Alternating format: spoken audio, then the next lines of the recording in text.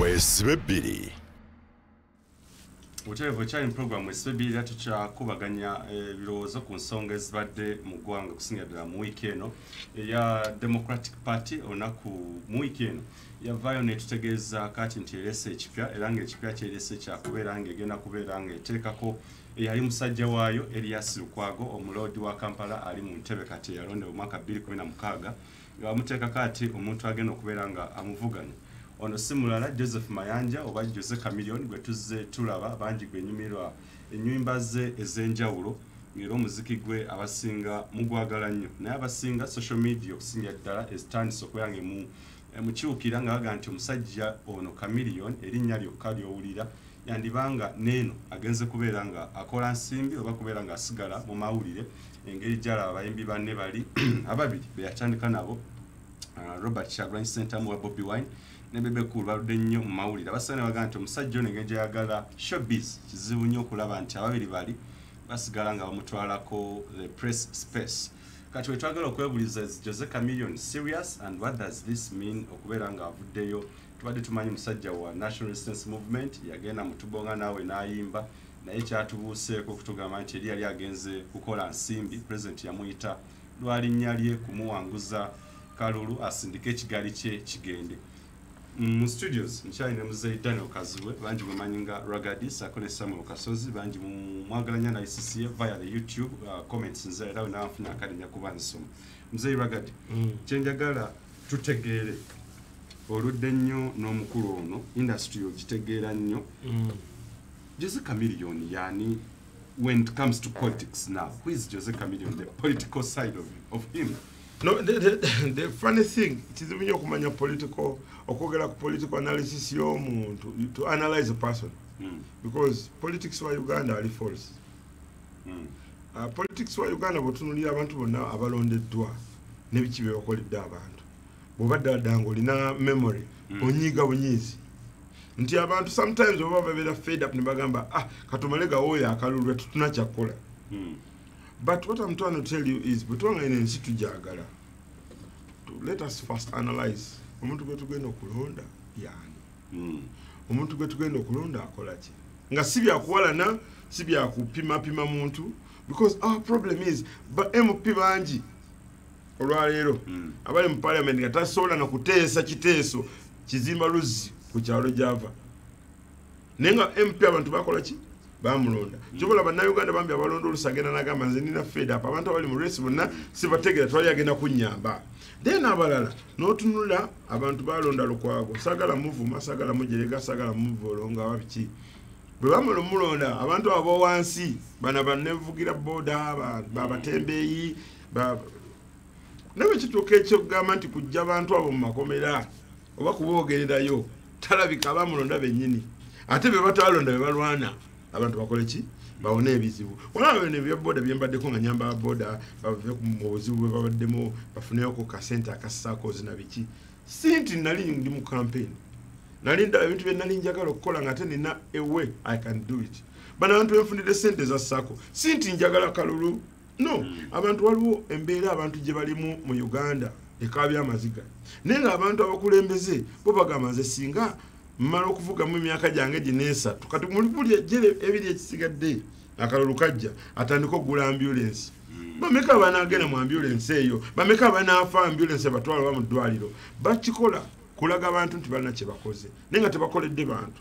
So at the end of the day nze byonna byonna ntandika obbiraba ntandika okutegeera politics wa Uganda before nali nga sinesimbawo nali sinabitegeera nga waliwo ebintu ebingi ebiri false abantu bye balimba abantu ndingena kola bwenti ngena kola otunulira abantu bonna abavudde mu NRM either afuka independent oba afuka opposition naye tekitegeeza nti gyavudde ddala avuddeyo. Chameleone oza yavudde mu NRM ebyo bigambo byange n'ebigambo byo saagala njogere bwentyo njagala ngambe bwenti nti even the person voting you agamba naye nesiga nti omusajja ono eyayimba akayimba ka tubonga naawe. But on the other side, anzo kuba anonya sente. Yakayimba ako yakayimba bamuwe sente. Ekalenze nesimba wanda bako mukayimba. Kakati because there is reality abantu tebalina mazima mwene ensi. Kyekireso obuzibu. Omeno aki ekibuga kicyankalana. abantu bajja ne balonda kansala gwe basuubira nti ajja bawolereza kansala n'abula ne ku kyalo gye bamulondedde n'ajja ne yeekweka somewhere time yakalulu beenetera okudda n'akomawo n'atandika okuwuddiisa abantu bakyusa n'ennamba z'amasimu bazikyusa atusobola kuddamu mulaba abantu abo woba ogamba ddala nti oyagala kwesimbawo lwaki otambula ne babbawunsa lwaki otambula n'abakuuma abalemesa abantu bano abakulonda okugamba nti banne tulinayo akazibu oluguudo lwaffe lwazibikidde emidumu amazzi there is a problem but the problem needs to be addressed ate tejja kubeera addressed mu nzikiza erina kuba mu light nti olwaleero olowooza abayimbi mwe wennyini mwe bantu abatuufu kati okwadressinga the problem of Ugandans abayimbi they are the best populists bwe tuba ntwogedde ku populism politics means abamanyiddwa be bagenda okulondebwa oba abamanyiddwa be bagenda okwesimbawo tomala gaveeri nga abantu tebakutegeera n'oyingira mu politics yadde ng'olina ideas ennungi kati abantu bagamba katugende nono gwe tukola ki gwe tumanyi naye oluusi gwe bamanyi tategeera bizibu bya bantu abamutegeera that's the problem kyobona tugamba tukaaba obwavu twandira tuli baavu nga tulina ba MP abayimirirawo ne bagamba nti kireese obwavu ki tunuulira abantu abaali bakola special nga bavuga motoka zaabwe mu tawuni abaali bavuga bodaboda ku stage tebikyaliwo kubanga waliwo Uber ne Taxify na biki kati Uber oba Taxify esasula akasente katono omusajja wa stage asasula sente nyingi lwaki abantu tebabeere baavu kati bwotunula abasajja ababeera nga ba special ebintu ebinnuma bikyannuma paka olwaleero no one addresses them nti otunuulira omuntu avuga special enajja nankumbi wali ku stage abapakingawo special zaabwe mu line kati babeerawo olunaku lulamba nga tewali ababuukinzi olw'ensonga nti waliwo omuzungu eyajja n'aleeta Uber atali munnayuganda n'atandika system ya Uber kati Uber eri very cheap for anyone omusajja wa stage yasigadde mu bwavu kati olwo babayambiddewa these are the problems byeŋŋamba abantu tunonye n'abantu nga balina amagezi amazaale kisookera ddala tunonye n'abantu nga baasoma balina zi masters tuleme kugwa ku bantu ng'agamba nze nasoma bwe nava simayo bu tekiniko nensomayo ne mbajja okusoma kwe yakugatta bugasi bw'amala okuba nga yasoma tunoonye amagezi ge genkanawo aga common sense nga amagezi aga bulijjo nga ngenda okumuzaako omuzeyi Ragadi wajja ne weesimbawo mu kalulu akalulu 2016 ku kifo ky'obwa road mayor munno mukwano gwe nnyo Chameleon avuddeyo naye alangidde nti agenda kujja kitegeeza ki Chameleon okuvaayo kugwe kitegeeza tewaliwo democracy mu Uganda ekyokubiri kitegeeza ti buli ayagala okwesimbawo asobola okwesimbawo tewali gwe bagana kukola ki kwesimbawo bakubira mu tekiniki zaabwe bakubiramu ze zino akyenjagala ogamba bayimbi bannange kubanga abayimbi bangi bavuddeyo olw'ensonga nti industry yajolongebwa nga bwolaba taxi Uber ne Taxify nti olwaleero abayimbi lwaki bayingira mu politics bye bafunangamu ssente tebikyaliwo copyright control died kati copyright control yafa ne tujja tufuna bano ba Abitex ba Balamu be ba promoter bazi show ngate luli Ragadi yakolanga show kululwe nafuna sente ze kati promoter oyo ajana kukugira mu bero oba na Elbrez geno kwa sponsorship bwogenda tebakwa sponsorship bawa oli promoter bwe bamanyi nekitegeeza nti tokyayinza kwekolera kivulu kyo bana tukyakola kivulu kyo ngate abantu bakumanyi ate nga ngati tuli mu populist politics bwogenda wesimbawo omuyimbi sente zafuna zisinga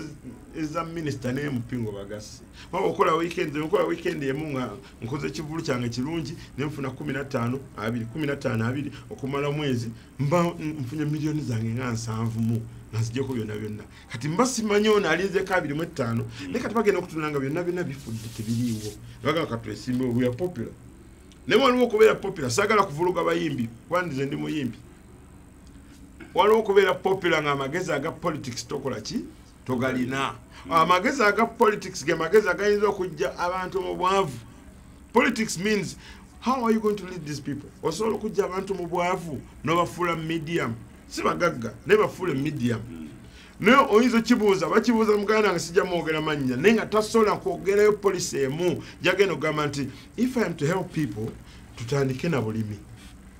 If I'm going to help aba Kampala batalima, tutandike ne circles, tuteke mu sente, ngaziliko ka interest katono, abantu bakole business basinga okumanya aba bazayo mpola mpola.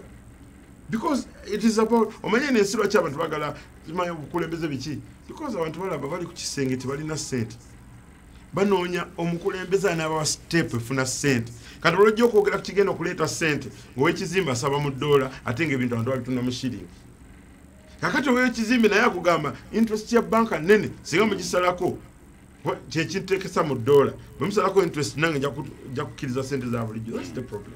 Okay. Mkulu Kasozi. So okay, tutunulire Jose Chameleone as a personality. Ngabo abadde mu music. Social media has been a wash of a lot of stories. Kugamba nti now on personality DP Gwendo sinze okunemwane launch okumu recognizing. What does this mean mu politics wa Uganda and Chirekawa Democratic Party ng'ekibiina? Okay, so twaina mu luzungu batanga okugamba akagero nti a dying man catches the straw. Ti omuntu waaba afa yeekwata ne ku kaweka akali mu nnyanja akeekwatako. The weakest point. Dipinga political party saawa eno. It's an obsolete political party. Party eringa yafa. Ekigambo kyokwesiza si kinene nnyo Kasozi. Obsolete kintu ekiri no longer in use. DP eringa party yafa. Wotula bukulembeza bwa DP nti mawu mu DP omukulembeza agenda okusinga okuba gwe tuyita oba toxic leader. Toxic leader akwata obukulembeze ng'ekintu kirungi n'akijja ku level gyekiriko ey'obulungi n'akitta. DP yawukanye nnyo ku mulembe gwa mawu kati olw'okugezaako okwetaasa n'agezaako anoonya akantu akasobola okusevinga feesi ye kwe kurizootinga ku Chameleone. Naye nga kino ekintu DP ekikoze lwaki ti DP tekyalina future. DP party ezo zaali zirina kukoma mu myaka gya 90. Parties ezisinga amawanga agasinga ezaatandikawo during independence zaakoma.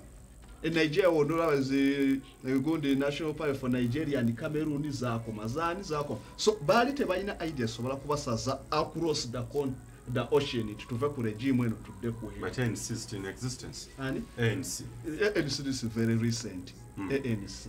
Egezezaako yo. Tinaye party zisinga kyenkugambye. Timanga gasinga zaafa. Why? Yes, the parties are forming esinga ku tribal basis, religious basis. So the parties zinezifa. So kati DPS awe eremeddwa okwerivivinga. Kokola nti bali zote ze kwekyo. Chameleone yemuntu omutuufu okuriviving a Democratic Party. Ekyo kye bakoledde ddaaki ekintu ekikyamu ennyo. Lwaki nkulaga nti kikyamu? Tosobola kuddira kati kankuwa example leero Uganda Crane. Tibali mu kusamba. Tutraininze omwezi mulamba naye tuka kunako olwokusamba omupiira noleeta ata training ajja kulembera olugobo oluteebi abaana ba training then bali dirwe baliddamu okutraininga nga muleeta abalala ne mubanyigawo. Political parties zibeera n'abaana. DP balina UID yafulumya abaana wana abali productive.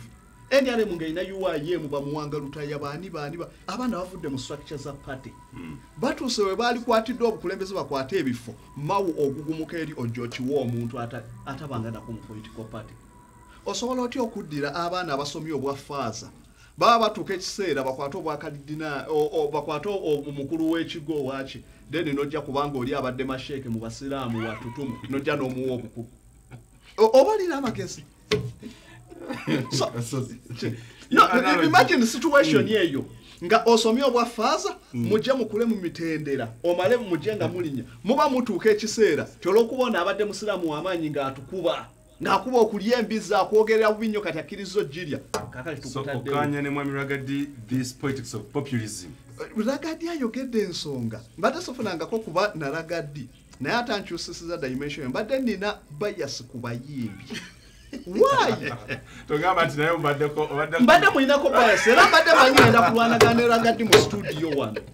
Naye Katonda nyambi alese taamu ngenda anga nanga atampadde foundation kwentandikiro nti Ragadi ayoge wanu kyanyaga okugaa nti no eggwanga lino tulina politics waffe ebiti yafa.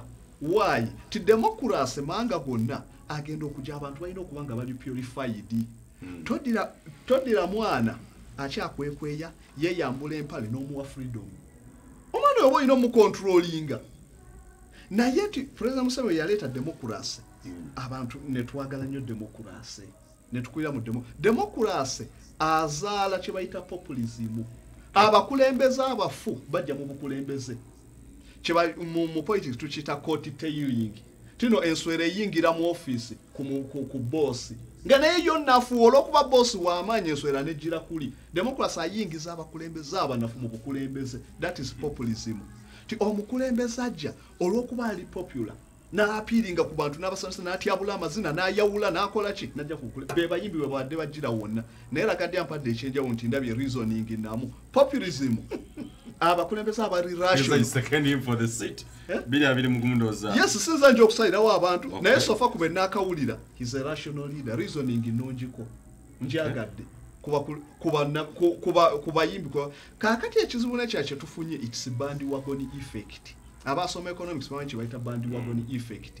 Olwokuba gundi aguze ekintu nange nsobola twakikola nnyo abavubuka nti munnamu yakwananga omuwala nga mubadde mu mutya n'amuwanga olaba naye yamuwangudde nange nsobola ne muvaayo mwenna gurupu nga mumukwanako olwokuba oli yamuwangudde. So kakati abayimbi ekyo kye baleeseeko Bobi Wine avuddeyo nange nsobola naaga atasobola kudifayininga linnya lye n'okuliwandiika naye avuddeyo then mukulembeze ekibwe tugenda so kyenjagala abantu bamanye Uganda tugyonoonye.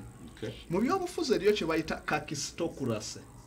Kakistocracy kakis kigambo kya Lugriiki kitegeeza worst. Kakistocracy kitegeeza rule by the worst. Obukulembeze bw'abasiru abafu odiro tyano gako jekale lukwaga ati si yabaddeko looya ate awolerezaako abamu n'oleeta kamiliyoni abayimba obunyine balinnya ku mmeeza ne bakwata empale n'oleeta oyo mpunda gyabeere meya w'ekibuga muntu ayina okubanga mu America abasinga okukwata ku bukulembeze alina okuba waliko governor waliko mu Senate oba meya wa New York oba Washington. Clinton yajja mu bukulembeze waliyo bali bamuyita Mario Cuomo yali meya wa New York ye yali asinga okubeera fit for the post.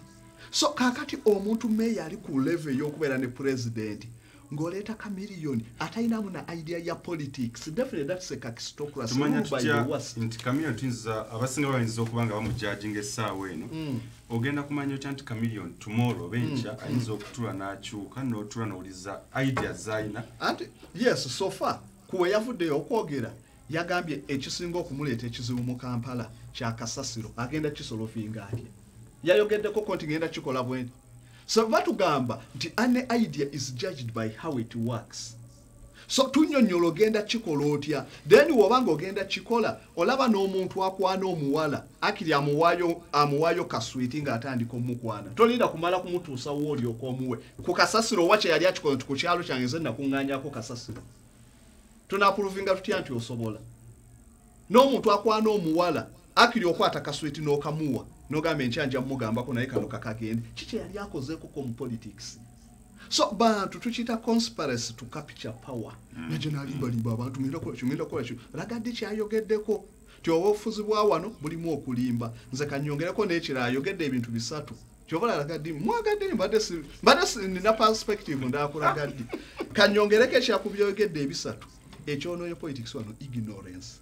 Ignorance kitegeeza ki lack of information lack of knowledge. Omuntu aba ne intelligence naye nga talina kumanya kamiliyoni kino kyoga direct bunda wa Bobi Wine tebalina kumanya ekyo kyogera ne bakubuuza osobola otya okukyusa eggwanga nga amanga gonna galwanira kulaba nti no bayikurizinga pa capita y'abantu na earning policy kizo osobola okuleeta oyina atasobola nakuwa na policy yonna tena ogenda kukola ki toyina nakyo osobola kulengera kino kyensobola okukola fe mu philosophy batugamba what a wise sees while seated a fool cannot see it while standing. Mu Luganda omugezi kyalaba atudde omusiru ne waba ayimiridde takirengera woba tosaana kulengera policy gyosobola kuleeta kwongera ku national income then ojja fuga ggwanga ki. So kyenkugamba nti wano abanabya bano populism eyonoonye eggwanga lino. America erwanye ne populism era sofa bakugamba essaawa eno nti Trump ye omu ku bakafuga America in what I've told you a kakistocracy.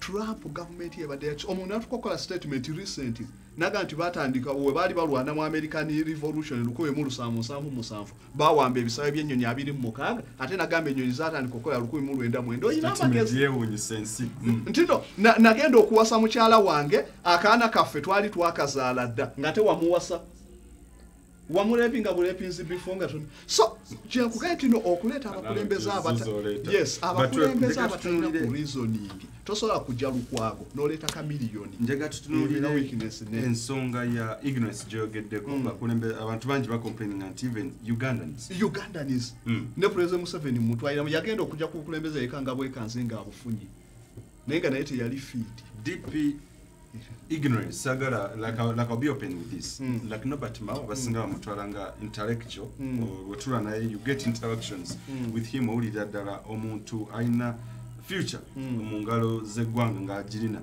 ekintu kino kyaleseewa DP okulaba nti baleeta omuntu gw'ovuluga kumpi anti kyakye nkugambye ekisooka ti DP abaana bagenda kwewala DP titolina chance wosobola kuvaayo okule nti babadde abaana abato mwe bali mu DP bajja eno ka miliyoni olw'okubaze bamufudde omunene mu DP tosobola kukola kintu ng'ekyo mu magye tino olw'okuba oli avudde mu buyeekera abaana bakubye emmundu katumuwa afuuke geno odemoralizing abantu abaana babadde mu DP abamanyi nti baagala ka miliyoni yafuganyizaako ku kifo ekyo ne balaba nti alina be yasinze oba mu DP political party ino okuba democratic in its nature nti wekuba nti nokuvuga yakuba mobilizer baveeyo abaana bataano bajje boogere tulondemu bakikoze then abaana obalaga nti no ne tunalwana tutya mu DP yaffe omulala ajja kufubutuka gyavudde ajja abukwate so ekyo ekifaananyi kibi nnyo tikigenda okutta political parties wano e Uganda kiki kyolaba emabega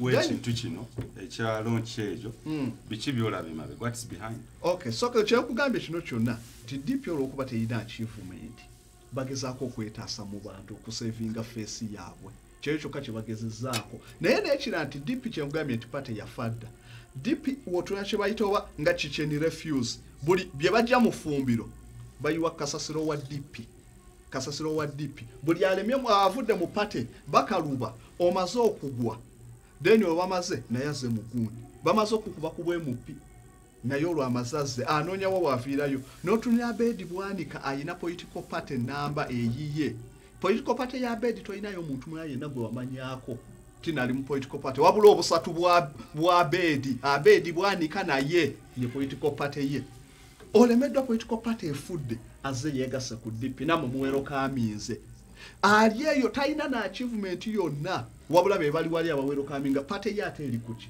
then kyekyo are you building a political party kiki byo batugamba bwe tuba tusoma Bible nti abaana ba Katonda be bakiika ne Sitaani najja aba DP bakiise ne gu Sitaani gwa Abedi guli muli okay tukira kuba mu kiro kino esemba tutunule tulabe the future of Uganda's politics nga tutabisemu banabya abayimbi music versus politics okyali mu program with baby noza ekintu ekisinzo ku sounding so ironical to me tonight ekya Samuel Kasozo kuga nti yes abayimbi naye nawa Mzee Ragadi respect that sounds so unique. Bobi Wine rwali values and reasoning etegera bane wa president someone who is next to God tomalaga chiwa muntu mujja kuleta poizo onogenda okola nti sala shoti olwokuba watutumu naye mako ekyo kati tuba tugwera politics zengobera nyo politics mwala bekire Liberia George Weah because of populism bamala okulonda omuntu nga president w'ensi